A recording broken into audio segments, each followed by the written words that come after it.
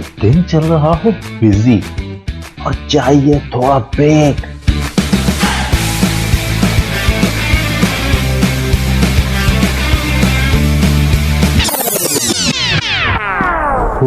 I need a break. तो सुनिए delight delight with RJ Mavastan, Sunday to Thursday 12 to 3 PM। Radio वही अपना FM 107। Listeners, आप सुन रहे हैं 107 FM और हमारे साथ मौजूद हैं इस वक्त तुबा और साहल, तो उनको कहते हैं वेलकम शो में। हेलो, अस्सलाम वालेकुम। वालेकुम अस्सलाम। तुबा, कैसी हैं आप? अल्लाह का शुक्र, बिल्कुल ठीक हूँ। आप कैसी हैं माविश? अल्हम्दुलिल्लाह, बिल्कुल ठीक ठाक। साहल, आपको भी अस्सलाम वालेकुम, कैसे हैं आप? वालेकुम सलाम, मैं बिल्कुल अल्हम्दुलिल्लाह बिल्कुल ठीक हूँ। आपका ग्रेट क्या हाल है? जी, अल्हम्दुलिल्लाह बिल्कुल ठीक ठाक, खैरियत से। और उम्मीद है कि अच्छा गुजर रहा होगा सब कुछ आप लोगों की ज़िंदगियों में। अल्हम्दुलिल्लाह। ज़बरदस्त, ग्रेट जी। तो तुबा, हमने लास्ट टाइम होम स्कूलिंग के ऊपर हम बात कर रहे थे और हमने काफ़ी अच्छे अच्छे पॉइंट्स डिस्कस किए थे, और इस दफ़ा भी हमने उसको ही कंटिन्यू करना था।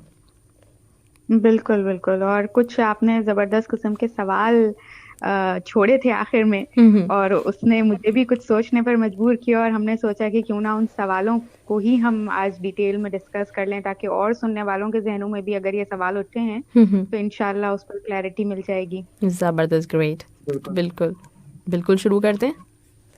बिल्कुल। और ये सवालात जो आपने पूछे थे, तो मुझे लगता है कि ये अगर हम यहाँ से होम स्कूलिंग लफ्ज़ को हटा भी दें तब भी ये सवाल काफ़ी वैलिड रहते हैं, और ये इन सवालात का जो जवाब है वो एक ब्रॉडर पर्सपेक्टिव में ही हम यहाँ पे डिस्कस करने की कोशिश करेंगे कि हर तरह की रूटीन पे, चाहे स्कूल जाते हों बच्चे, चाहे स्कूल ना जाते हों, चाहे इस वक्त जो मौजूदा हालात चल रहे हैं उसमें जिस तरह की सिचुएशन है, तो उसमें भी ये सवालात इन सवालात के जवाब बहुत मदद करेंगे, क्योंकि ये अमूमी सवाल हैं जो अगर बच्चे घर पे लंबे दौरान के लिए आज रह जाएं तो ये आते हैं। जैसे वेकेशंस में भी ये जो समर वेकेशन आती है 2 महीने की, तो तब भी ये सवाल बहुत पेरेंट्स करते हैं, बहुत परेशान होते हैं उसके मुताबिक। तो पहली बात जो आपने पूछी थी, मेरे ख्याल से वो इस तरह से कुछ था कि घर में एक डिसिप्लिन की फिजा कैसे कायम की जाए, जहाँ पे बच्चे और बड़े सभी जो है वक्त से काम कर रहे हैं, और जिस तरह का रूटीन एक देखने में नजर आता है स्कूलिंग के दौरान, तो उसको किस तरह से कायम रखा जाए। जैसे मैंने पीछे ये बात कही कि अभी फिलहाल इस तरह की जो सिचुएशन में ये मसला और भी ज़्यादा सामने है, क्योंकि अब आपके पास कुछ जो दूसरी अपॉर्चुनिटीज थी इस रूटीन को फ्लो में रखने के लिए, वो भी ख़त्म हो गई। ठीक, तो इसमें अगर मैं बात यहाँ से शुरू करूँ कि जो मैं बात पहले भी अक्सर कर चुका हूँ कि जो बच्चों की लर्निंग के लिए या बच्चों की ऑर्गेनाइज अपनी चीज़ें ऑर्गेनाइज करने के लिए जो सबसे पहली इंस्पिरेशन होती है वो उनके पेरेंट्स होते हैं, और उनके घर में जो फैमिली मेंबर्स मौजूद होते हैं। ठीक, तो वो उन्हीं से सारा कुछ सीख रहे होते हैं किस तरीके से चीज़ें होती हैं। ठीक, तो अब उसमें सबसे अहम बात यही है कि पेरेंट्स और दूसरे फैमिली मेंबर्स जो अडल्ट हैं घर में, वो अपना रूटीन किस तरह का रखते हैं। ठीक, तो अगर हम डिसिप्लिन के इस एस्पेक्ट की बात कर रहे हैं कि डिसिप्लिन का मतलब ये है कि बच्चे रूटीन पे अपने सारे काम अंजाम दे रहे हों, जो जिस चीज़ का जो वक्त हो और जो चीज़ दिन भर में होनी हो वो हो रही हो और वक्त से हो रही हो, तो उसके लिए ये तो पहले तय करने की ज़रूरत है कि जो घर में आस-पास बड़े मौजूद हैं, क्या वो भी इसी तरह की ज़िंदगी जी रहे हैं, या फिर उनकी लाइफ बस ऐसे ही एक बगैर फ्लो के, बगैर किसी रूटीन के चल रही है, और जब दिल चाह रहा है जो जो काम करने का वो उस वक़्त किया जा रहा है।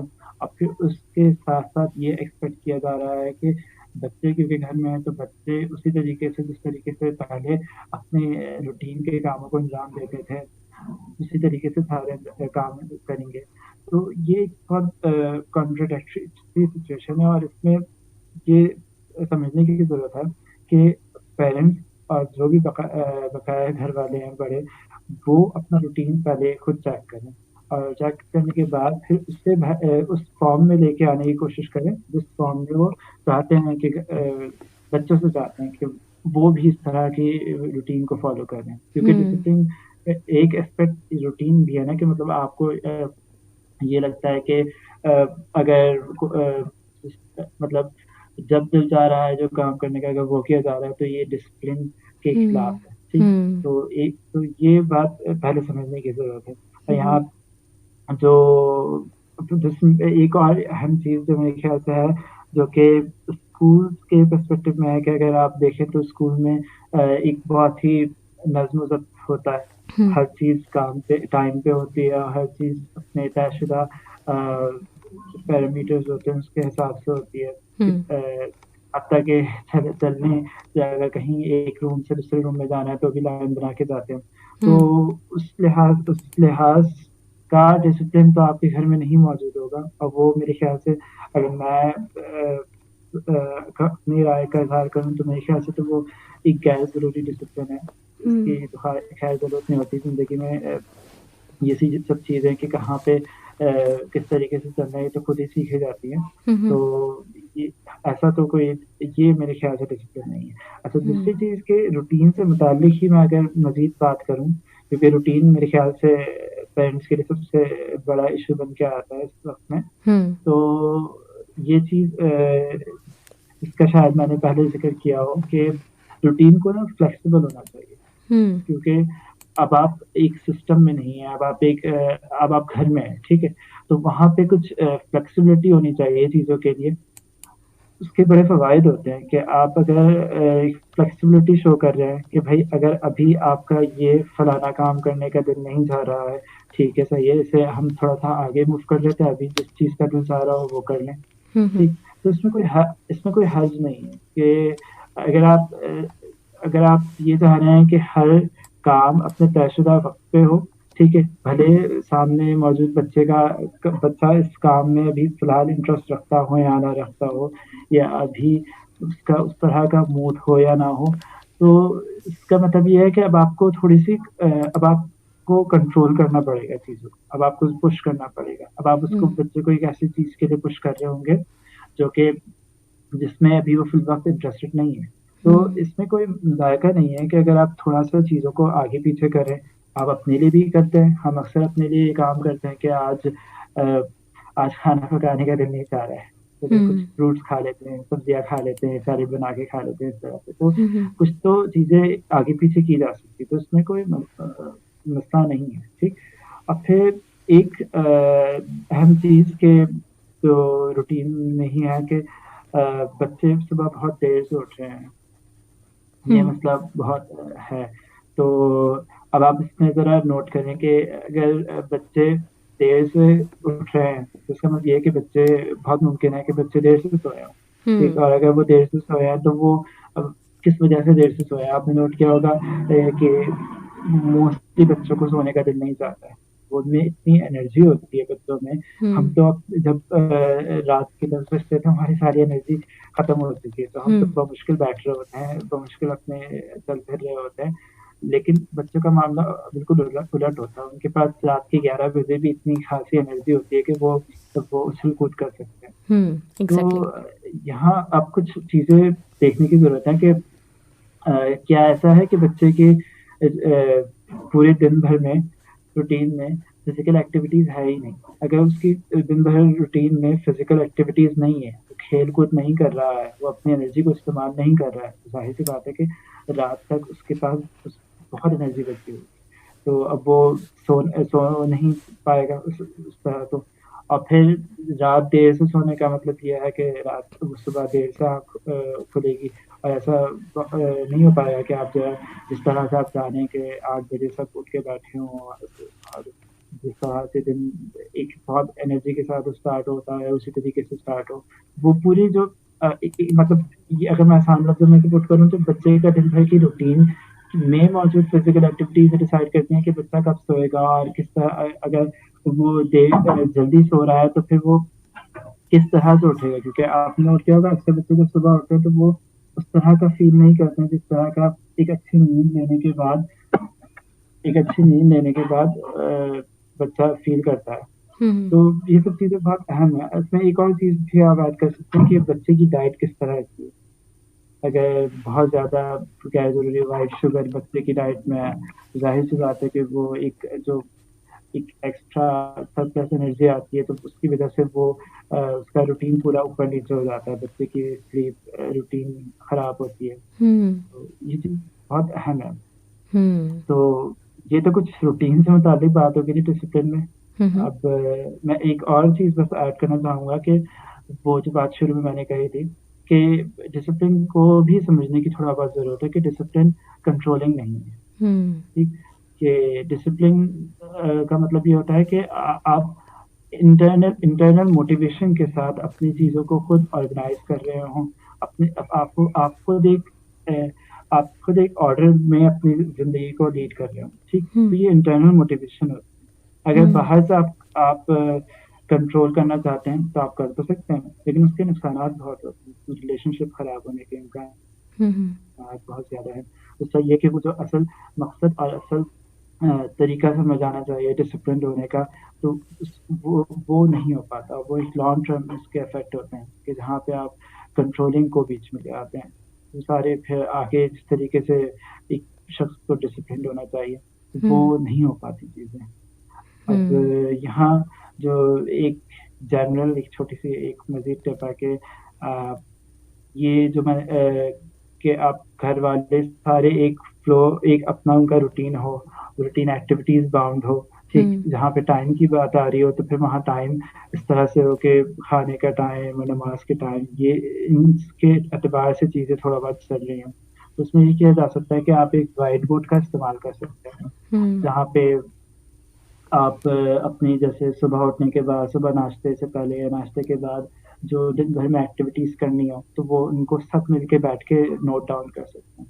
ज़रूरी हम्म नहीं कि एक ही हाँ, एक वो चल रही हो, डिक्टेटरशिप चल रही हो कि सही अब्बा खड़े हुए उन्होंने 6 चीज़ें लिख दी कि भैया आज ये एक चीज़ें करनी है। तो वो सबका हम्म एक इनपुट हो और वो सामने मौजूद हो वो चीज़, फ्रिज पे कोई पेपर वगैरह लगा हो जहाँ पे मौजूद हो वो चीज़, तो उससे फ़ायदा ये होता है कि अब सबको पता है कि ये 4 चीज़ें हैं, ये 5-6 चीज़ें आज दिन भर में करनी है। तो हम्म फिर वो एक रिमाइंडर भी रहता है और बाकी आपको भी आसानी होती है। आप कंट्रोल किए बगैर बच्चे के सामने ये ला सकते हैं कि भैया हमारा तो ये तय हुआ था कि हमने ये काम करना है, कुछ इस तरह की बात। हम्म तो ये एक बहुत आसान तरीके से आप अपनी जो जो एक रूटीन की ख्वाहिश कहेंगे या फिर आपका जो एक अपना रूटीन फ्लो में लेके आने की और अपने रूटीन को सेट करने की जो आपकी ख्वाहिशात है, उसको आप कम्युनिकेट कर सकेंगे सामने को।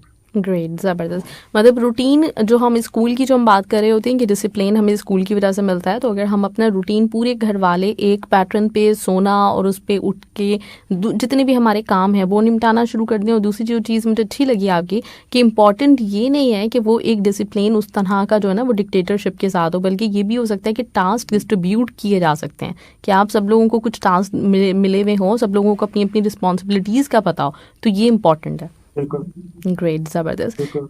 जी तो ये बा चीज़ लॉन्ग टर्म में जी जी अ, जी, जी ये नहीं चीज़ सहला जो अपने टास्क को अपने टास्क पे खुद आपका इख्तियार हो, ये चीज़ लॉन्ग टर्म में बहुत अच्छा असर देती है कि हम्म आप खुद सेल्फ डिसिप्लिन्ड होना शुरू हो जाते हैं। आपको ये चीज़ों का अंदाज़ा होना शुरू होता है कि भई मुझे कौन-सा काम कब करने की ज़रूरत है या कौन से उस काम को ज़्यादा प्रायोरिटी देने की ज़रूरत है। तो आप अपनी चीज़ों को खुद ऑर्गनाइज़ करना शुरू करते हैं। और जैसे-जैसे एग्जैक्टली बच्चे बड़े होते जाते हैं तो फिर उनमें ये चीज़ इनकलकेट होना शुरू होती है। सही सही ग्रेट ज़बरदस्त। मतलब बच्चों के अंदर ये जो सेंस ऑफ रिस्पॉन्सिबिलिटी है इसको बनाना ज़्यादा ज़रूरी है, बजाय इसके कि आप जो है वो हर चीज़ में डिक्टेट करते रहें या फिर वो डिसिप्लिन के ऊपर उतना ज़्यादा जोर ही दिया जाता रहे। सही ग्रेट। जी तो बा बिल्कुल।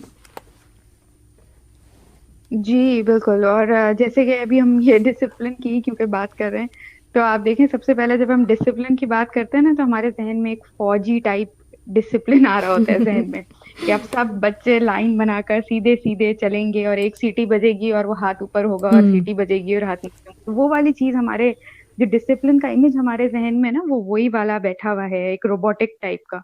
ये बात अभी साहिल ने बहुत अच्छी की कि हमें बहुत ज़रूरी है कि हम बच्चों के साथ भी मशावरत हो और हम मिल के एक रूटीन या डिसिप्लिन घर का हम मिल के फैसला करें इस पर, ताकि इसके असरात लॉन्ग टर्म हों। और ऐसा ना हो कि बस जैसे ही आंख बची और बच्चे फिर सोचें अच्छा अब हम आज हमें आजादी है, क्योंकि आप देखें जब बच्चों के स्कूल होते हैं तो वो एक रूटीन में चल रहे होते हैं, और पेरेंट्स 2 महीने की छुट्टियों में इसलिए परेशान हो जाते हैं क्योंकि बच्चे एकदम से उस डिसिप्लिन से निकलते हैं तो वो बिल्कुल एक, अब पेरेंट्स ये वाले अल्फाज इस्तेमाल करते हैं ना, वाइल्ड बिहेवियर हो जाता है, क्योंकि एग्जैक्टली। उनको लगता है कि हमें छुट्टी मिल गई है, अब हम पे कोई पाबंदी नहीं है। तो बिल्कुल। ऑब्वियसली फिर अगर बच्चे अब घर पे हैं या लर्निंग एट होम का मॉडल अब हम फॉलो कर रहे हैं अगर हालात की वजह से या जिस भी वजह से, तो फिर इन चीजों को हम कुछ बदलेंगे। और ये टिप्स अभी बहुत अच्छी शेयर की हैं साहिल ने, इंशाल्लाह एग्जैक्टली। इससे काफी मदद मिलेगी सबको। बिल्कुल बिल्कुल। जी। तो आगे मेरा ख्याल है एक जो अगला आपका सवाल था, क्या था वो साहिल आप? जी, आपने एक लर्निंग एनवायरनमेंट से मुताबिक भी पूछा था। जी, मेरे जी। ख्याल से ये भी एक बहुत अहम सवाल है कि चलिए आप बच्चे घर में मौजूद हैं, ठीक है, अब आपने ये भी समझ लिया कि डिसिप्लिन किस तरह का होना चाहिए, लेकिन अब उन डिसिप्लिन या ये मैं थोड़ा अगर आसान लफ्ज़ इस्तेमाल करूँ तो रूटीन को एक्टिविटीज बाउंड करने के लिए वो एक्टिविटीज को किस तरीके से सोचा जाए और उन पे किस तरीके से काम किया जाए, तो उसके लिए ज़रूरी है कि एक लर्निंग एनवायरनमेंट मौजूद हो। तो ये बात तो मैं बोलते नहीं थकूँगा कि भई आप जो भी बच्चों से करवाना चाहते हैं तो पहले आप उसको खुद करना शुरू करें, अपने लाइफ में, अपने रूटीन में उसको शामिल करें। तो ये बहुत ज़रूरी है कि अगर आप चाहते हैं कि बच्चे घर में लर्निंग में शामिल हों और वो जिस तरह की लर्निंग आप समझ रहे हैं कि चलें किताब भी पढ़ रहे हों कभी-कभी और कुछ मुख्तलिफ कहानियों पे बात हो रही है या फिर जो एक सब्जेक्ट चले साइंस वगैरह की कोई बात हो रही है, तो उसके लिए ज़रूरी है कि आप एक इस तरह का एनवायरनमेंट क्रिएट करें जहाँ पे आप भी इन सब चीज़ों में शामिल हों। ठीक, ऐसा नहीं हो सकता कि अब्बा घर आए और अब्बा घर आने के बाद सबसे पहले अपना मोबाइल फ़ोन चेक करते हैं, उसके बाद वो टीवी खोलते हैं और फिर वो न्यूज़ सुन रहे हैं, टॉक शोज़ देख रहे हैं और बच्चे से एक्सपेक्ट कर रहे हैं कि भई वो सोने से पहले कहानी पढ़े या फिर दिन भर वो कुछ ना कुछ पढ़े, तो उस तरह नहीं हो सकता। तो एक तो ये चीज़ कि लर्निंग एनवायरनमेंट का मतलब ये नहीं है कि मुसलसल किताबें हों, ठीक? और मुसलसल कुछ ना कुछ पढ़ाई चल रही हो, जैसे आप मुझे देख नहीं सकते, मैं एनिमेटेड कॉमेडी बना रहा हूँ, ठीक? तो पढ़ाई चल रही हो, तो ऐसा नहीं है कि लर्निंग एनवायरनमेंट का मतलब ये होगा। तो उसमें जो लर्निंग है दरअसल वो तो मुसलसल चल रही है हर तरफ, सही? अब वो जो चंद बातें जो कि ज़रूरी हैं कि अगर लर्निंग का एक एस्पेक्ट जो है कि अब बच्चे बुक्स पढ़ रहे हों या फिर कोई स्किल सीख रहे हों, कोई नई चीज़ बनाना सीख रहे हों, तो उसके लिए जो जिस तरह का एनवायरनमेंट देने की ज़रूरत है, तो उसमें जो बुनियादी बातें आती हैं, वो ये है कि आपके जो घर है, वो इस तरह का हो, वो एक, अगर मैं सादा लफ्ज़ इस्तेमाल करूँ तो चाइल्ड फ्रेंडली हो, जहाँ पे इस तरह की चीज़ें ना हो कि आपको मुसलसल बच्चे पे रोक-टोक करनी पड़ रही है कि भई उधर मत जाओ, इधर मत जाओ, उधर ना बैठो, यहाँ ये खराब हो जाएगा, वहाँ वो खराब हो जाएगा, इस तरह की चीज़ ना हो। अब उसके बाद आपके ये चीज़ शायद सुनने में ऐसी लगे कि इसकी तो खैर कोई ख़ास ज़रूरत नहीं है, लेकिन ये बहुत अहम है कि आपके घर में लाइट कितनी आती है, सनलाइट, नेचुरल लाइट। ओके। आपका घर में स्पेस कितना है, ठीक? और दूसरा ये कि आपके घर का डायरेक्टली या फिर आपके बच्चे बाहर जाके नेचर में कितना वक़्त गुज़ारते हैं, या आपके घर में जो थोड़ा बहुत हमारे घरों में भी एक नेचर का एस्पेक्ट होता है, जैसे पौधे बहुत सारे हैं या कोई पेट है, वो कितना है, ठीक? तो ये सब चीज़ें ये पूरा जो लर्निंग एनवायरनमेंट क्रिएट होता है, इस पे बड़ा असरअंदाज करती हैं। आजकल तो घर जिस तरह के घर बन रहे हैं, तो उनमें स्पेस भी कम होता है, उसमें जो नेचुरल लाइट है, ये हवा का गुज़र जो है, वो सारी चीज़ें बहुत मुश्किल होती हैं। तो इन सब चीज़ों की भी बहुत ज़रूरत है कि आप ये सब चीज़ें प्रोवाइड करेंगे, तो वो जो एक जो बात कही जाती है कि भई बाहर की दुनिया अच्छी होगी तो अंदर की दुनिया भी अच्छी होगी। वो सारी वो पे बड़ा अब बच्चे की अपनी सेंस पे, बच्चे के अपने नेचर पे बड़ा असर डालती हैं सारी चीज़ें। तो 2 चीज़ें जो जिसका मैंने अभी ज़िक्र किया कि एक तो ये कि एडल्ट्स को, बड़ों को ज़रूरत है कि वो भी एक लर्निंग का बिहेवियर शो करें, और दूसरा एनवायरनमेंट किस तरह का हो।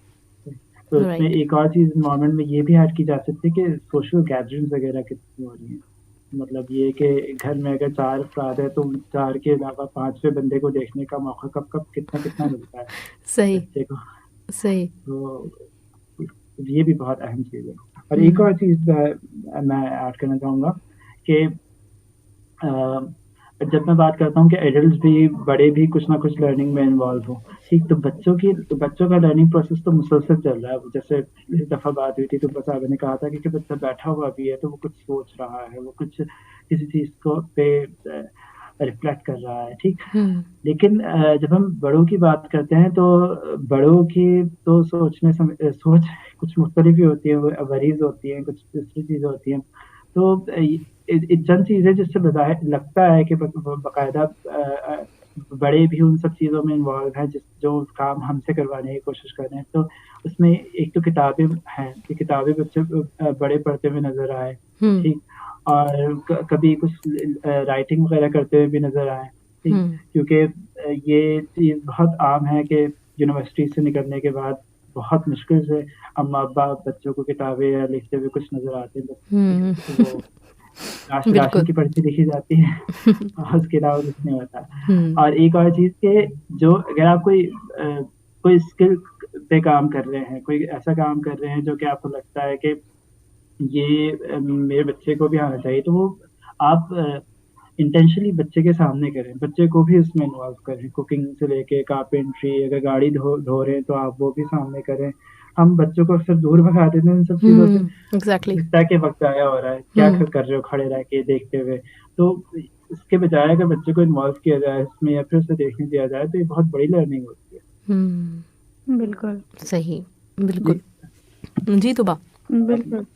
और इसमें एक चीज़ मैं स्पेस में ऐड करना चाहूँगी कि जब हम बात करते हैं कि स्पेस हमारे पास घर में हो, तो अगर इसका ये मतलब नहीं कि घर आपका बहुत बड़ा हो, बल्कि अगर आपका लिमिटेड स्पेस भी अवेलेबल है तो उसमें बच्चों के लिए कुछ फ्रीली घूमने के लिए जगह एटलीस्ट होनी चाहिए। ऐसा ना हो कि आपकी अपनी लिमिटेड स्पेस में भी आपने एक सजा हुआ ड्राइंग रूम बना दिया है, अब आपके क्रिस्टल के डेकोरेशन पीसेस रखे हुए हैं और अब आप उसमें बच्चों की मूवमेंट रिस्ट्रिक्टेड ना हो ना आपके घर में।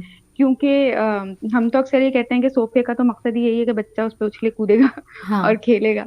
तो बच्चों पे इस तरह की पाबंदियां ना हो, उनको इनफ स्पेस घर में मिल रही हो ताकि वो कुछ फ्रीली घूम सकें। वो घर पे हैं तो वो कुछ करेंगे। हम ये नहीं एक्सपेक्ट कर सकते कि वो घर पे हैं और घर पे पढ़ने का ये मकसद है कि वो हमेशा एक डेस्क और टेबल पर ही बैठ के पढ़ रहे होंगे। तो ये चीज जैसे हम रूटीन की भी बात कर रहे हैं कि वो बाहर भी जाके खेलेंगे, वो घर में भी खेलेंगे। और एक पिछली दफा एक ये बात हुई थी कि अक्सर फिर वालिदैन को ये लग रहा होता है कि बच्चे हर वक्त खेल रहे हैं। तो हर वक्त खेलना, इसको भी हमें समझना पड़ेगा कि खास तौर पे अगर हम छोटे बच्चे की बात कर रहे हैं तो यही उनका तो निसाब ही यही है, तालीमी निसाब उनका यही है कि वो खेल रहे हैं और उस खेल में वो बहुत कुछ सीख रहे हैं। और जितना वो उसमें सीख रहे हैं वो टेबल पर बैठकर और कॉपी के साथ नहीं सीखेंगे। तो ये वाली चीज जब हम बात कर रहे होते हैं ना रूटीन की, तो इसमें ये भी हमें देखना चाहिए। डिसिप्लिन को भी आप इससे लिंक कर लें। ये वाली सारी चीजें फिर समझे ज्यादा वाजे होना शुरू हो जाती हैं। अभी हम ये वाली जैसे सहल ने भी बात की कि बच्चों के साथ इन्वॉल्व होना, ये एक बहुत ही अहम चीज है। हम लोग उनको कमांड्स दे रहे होते हैं कि पढ़ो, और उन्हें वो मीनिंगफुल लग ही नहीं रहा होता कि हम ये काम करें क्यों। और बिल्कुल डिटैच की हुई होती है ना उन्हें अपनी जिंदगियों को। लर्निंग को हमने सिर्फ स्कूल तक महदूद जब हम कर देते हैं तो उसको बहुत ही छोटी सी चीज रह जाती है। हालांकि ये तो हमारी ऑन गोइंग प्रोसेस है। हमें पूरी जिंदगी पढ़ने से मुराद है कि सीखना है, कुछ नया इल्म हासिल करना है। तो ये तो एक ऑन गोइंग प्रोसेस है। वो बच्चों के साथ इन्वॉल्व हों और उनके साथ कोई एक्टिविटीज, जैसे हम पहले भी जिक्र करते रहे, बच्चों के साथ एक्टिविटी है या कोई भी आप टॉपिक भी अगर आप बच्चे के साथ उसको पढ़ाने की नियत से भी अगर आप हैं, कोई स्कूल के हवाले से या फॉर्मल लर्निंग के हवाले से भी, तो उसके साथ मिलकर उसको एक्सप्लोर करें। उसको सवाल उठाएं उसके साथ, बजाय इसके कि उसको फौरन सॉल्यूशंस प्रोवाइड करने की तरफ हम आ जाते हैं ना कि जो आओ किताब खोलो और आज हम ये पढ़ेंगे और मैं तुम्हें ये बताऊंगी और तुम ये सुनोगे। तो इस मॉडल से निकल के हमें उनके साथ कि आओ मिलकर ये सीखें, आज हम ये मालूम करते हैं, चलो आओ मुझे भी नहीं पता, आओ हम मिलकर मालूम करते हैं कि ये चांद ऐसे रात में चमकता क्यों है, इसकी रोशनी कहाँ से आती है, आओ मिलकर ढूंढते हैं। तो ये चीज ज्यादा देर पा होती है और इसका असर बच्चों पर ज्यादा होता है, बजाय इसके कि आओ मैं तुम्हें बताऊं या सीखो या पढ़ो। तो छोटे बच्चों के साथ तो स्पेशली ये वाला मॉडल बहुत ज्यादा हेल्प करता है। आप उनसे सवाल पूछें, अच्छा तुम्हें इसके बारे में क्या पता है, या उसने कोई आपसे सवाल किया तो आप उससे पूछें, अच्छा तुम्हें इसके बारे में क्या पता है, चांद की जैसे अगर हम बात कर लें तो तुम्हें क्या लगता है, अच्छा और मजीद अब तुम क्या इसके बारे में जानना चाहते हो। उससे उसको सोचने पर मजबूर किया जाए और फिर मिलकर उसके जवाब ढूंढने की तरफ लगे।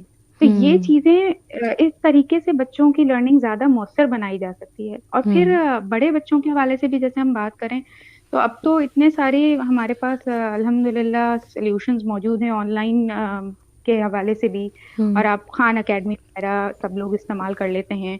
तो इसके लिए कोई एक्सटर्नल हेल्प की अब हमें कोई खास जरूरत पड़ती नहीं है।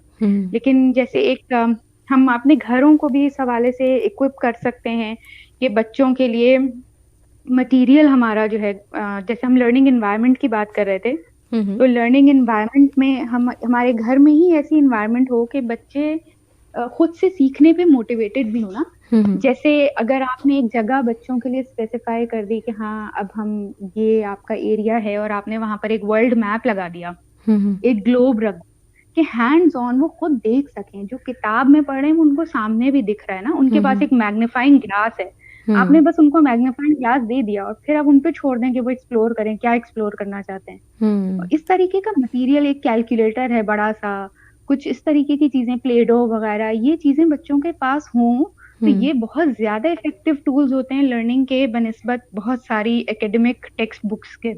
उनकी इम्पोर्टेंस अपनी जगह है, ऐसा नहीं है, मैं ये नहीं कह रही कि उनकी इम्पोर्टेंस नहीं है, लेकिन खास तौर पर छोटे बच्चों के लिए ये जो मटेरियल होता है इसकी बहुत ज्यादा अहमियत होती है कि वो करके देख सकें। एक वेइंग स्केल है या एक टेप है और रूलर है, ये वाली चीजें जो इनसे वो अपनी लर्निंग को खुद मीनिंगफुल बना सकें, इस तरीके का मटेरियल आपके पास होना बहुत जरूरी है। और एक चीज हमने कुछ साल पहले खुद एज अ फैमिली भी हमने इसको हमने करके देखा कि बोर्ड गेम्स की एजुकेशनल वैल्यू को समझना। और बोर्ड गेम से मेरे मुराद सिर्फ ये लूडो नहीं है जो हम लोग अमूमन सिर्फ रह जाते हैं, बल्कि इतने ज्यादा इस वक्त लॉजिक बिल्डिंग और स्ट्रैटेजी गेम्स हैं जो इतना कुछ सिखाते हैं, साथ साथ उसमें आपकी फैमिली बॉन्डिंग भी हो रही है और बच्चा बहुत कुछ उससे सीख रहा है। उसकी क्रिटिकल थिंकिंग, चेस की बात कर लें या सीक्वेंस है, इस तरीके के बहुत सारे गेम्स इस वक्त मार्केट में है। अगर थोड़ी सी गूगल पे भी सर्च कर लें तो बहुत सारे नाम आएंगे, स्क्रैबल वगैरह ये कॉमनली नोन है, बल्कि अब बहुत सारे इस तरीके के गेम्स हैं जिनकी बल्कि एक टर्म बहुत ज्यादा आजकल यूज होती है कि आप होम स्कूलिंग में भी कि game schooling, learning through games भी एक चीज है। और बोर्ड गेम्स की बहुत एजुकेशनल वैल्यू है, साथ साथ आपका एक एडेड बेनिफिट ये है कि वो आपको ताल्लुक भी आपका बच्चों के साथ अच्छा हो रहा है, फैमिली टाइम भी आपका बहुत अच्छा हो जाता है उसके जरिए। एग्जैक्टली। एक और इसमें आपने सवाल बहुत अहम लास्ट टाइम ये किया था कि माओं को ये लग रहा होता है कि वो इक्विप्ड नहीं है होम स्कूल करने के लिए, तो ऐसे में क्या किया जाए। तो इसमें एक चीज बस मैं ये जरूर क्लियर करना चाहूंगी सबसे पहले कि इक्विप होने से मुराद हमारी डिग्री नहीं होना चाहिए, क्योंकि आपके बच्चे अगर आप घर पे हैं, घर पे सीखने का अमल उनका है, तो इसका ये मतलब नहीं है कि इसके लिए जरूरी नहीं है कि माँ के पास कोई फॉर्मल डिग्री होगी या जिन लोगों के पास कोई एजुकेशन में डिग्री होगी वो ही अपने बच्चों को घर पे पढ़ा सकते हैं। तो इसका ये तो बिल्कुल भी मतलब नहीं है। मदर के इक्विप होने से मुझे लगता है ज्यादा इम्पोर्टेंट चीज ये है कि इक्विप वो इस तरह से हो कि उसके अंदर पेशेंस हो, कि हाँ अब मैं पेशेंस इस बात की भी कि बच्चे सीख रहे हैं, ये समझना कि फॉरन आउटकम्स नहीं एक्सपेक्ट करने हमें बच्चों से। और हमारे अंदर एक खास तौर पे मुझे लगता है बहुत इम्पोर्टेंट जो क्वालिटी है, टॉलरेंस फॉर मेस। हम अपने अंदर ये चीज बहुत ज्यादा डेवलप करें कि बच्चे करेंगे तो सीखेंगे और करेंगे तो मेस तो होगा घर में। तो वो उसके लिए उनको थोड़ी सी जगह दें कि भाई वो कोई बात नहीं, घर फैल रहा है, हाँ समेटना मुश्किल हो जाता है। एक बहुत बड़ा, ये मेरे अपने लिए भी एक बहुत अहम लर्निंग थी ये कि बच्चे जब तक फैलाएंगे नहीं तब तक फिर मामला कैसे आगे बढ़ेंगे। तो उनको फैलाने दें, उनको खेलने दें, थोड़ा सा मेस होने दें और वो उससे सीखेंगे।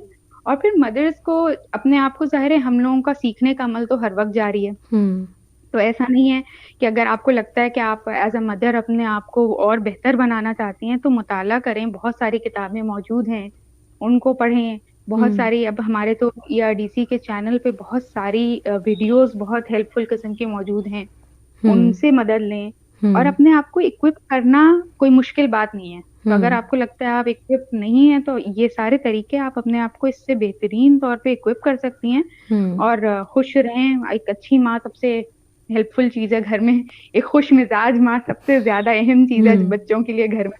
और बच्चों से दोस्ती होगी, माँ के साथ उनकी बॉन्डिंग होगी, तो बाकी चीजें बहुत आसान हो जाती हैं। ये मैं खुद आपको अपने एक्सपीरियंस से भी बताऊं कि ये बहुत मामलात आसान हो जाते हैं सिर्फ इस बात से कि माँ का मिजाज घर में कैसा है। अपना मिजाज आपका रिलैक्स हो, आप मुस्कुराती भी हो, आपके बच्चों से दोस्ती हो, तो फिर बाकी चीजें तो बहुत आसानी से आप तय करते चले जाएंगे इंशाल्लाह।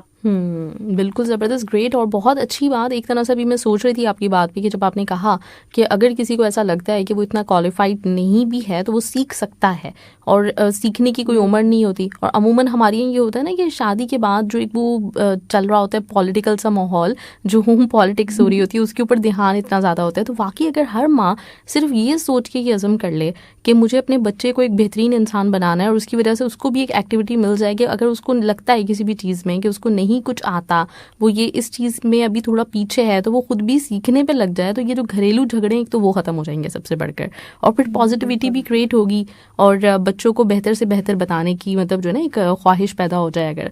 अच्छा, मैं हमेशा सोचती हूँ, मेरे जहन में आता है हमारे मुल्क का बहुत मारूफ नाम अनवर मकसूद साहब और उनकी फैमिली, सभी बहुत क्रिएटिव लोग हैं। अभी आपकी बात से मेरे जहन में आया कि उनकी वालदा कोई बहुत ज़्यादा, उनके पास डिग्री तो नहीं होगी कोई बहुत बड़ी, लेकिन इसके बावजूद उनके घर में इतनी अजीम शख्सियात पैदा हुई हुई हैं, राइटर्स हैं, और इतने मतलब इतने बड़े हर तरह से उन्होंने अपने नाम पैदा किए हैं उनकी औलाद ने। तो डेफिनेटली उन्होंने जो शायद जो चीज़ की हो ना, आज मुझे आपकी बात से समझ में आया, वो यही होगा कि फ्री बिल्कुल स्पेस दी होगी और फ्री लर्निंग के मौके फैसिलिटीज़ फराहम की होंगी।